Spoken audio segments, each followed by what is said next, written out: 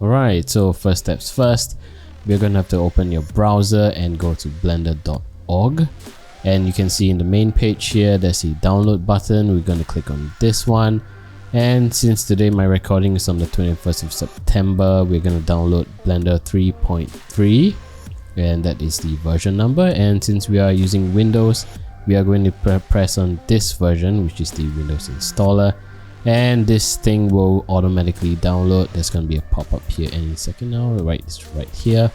And while this thing is downloading, we are going to talk about the next thing we're going to download, which is called Blenderkit. So you are going to have to type in this on your browser, blenderkit.com, and you'll be greeted with this page right here, and you're going to press the download Blenderkit button.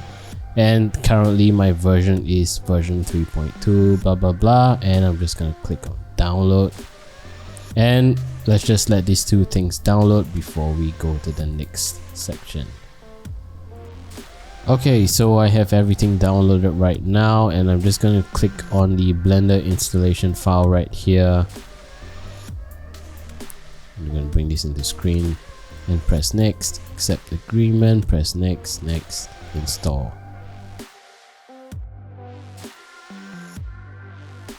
Alright, so we're done for now, and we don't have to install this right now, so I'm just going to bring over the Blender icon that has arrived on my desktop, and we're just going to open this Blender file, this Blender application, and I'm just going to bring this into screen right here as well, so you can see what's happening. Right, so this is the opening page of Blender, and you would like to keep everything as default, and we're just going to press next. And the first things we're just going to do is just press general for a new file, and this is where we install the Blenderkit update.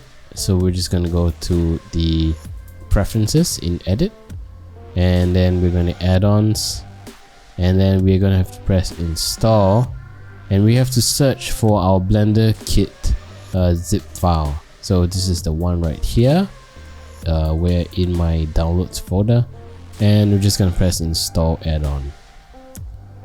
And once you see this appear, we're just gonna click on this checkbox right here to enable it, and there you go. We are done, almost done. Just gonna press OK. We're just gonna open this for a bit. So just a bit of information about this page right here. As you can see, we have this login button. So if you have a Blenderkit account, you can press the login button, and it will just guide you to the Blenderkit login page on the website. And if you log in through the website here and authorize it, you can it would actually automatically log in into Blender for you as well. So as you can see here, I have already logged in, and I'm just going to close this for now. And then the global files directory and the subdirectory are where all your models are going to be downloaded into. So you might want to change this wherever your project file is. And basically that's about it. There's nothing much here to talk about for now. So I'm just gonna close this, and we are done. We have Blenderkit installed and Blender installed. Congratulations, this is your first step. And just a very small thing to do next. As you can see where my mouse is, there's a Blenderkit tab right here. We're just gonna click on this, and we're gonna go into search filters. We're gonna click on this arrow here to bring the drop down, and we're gonna select free first.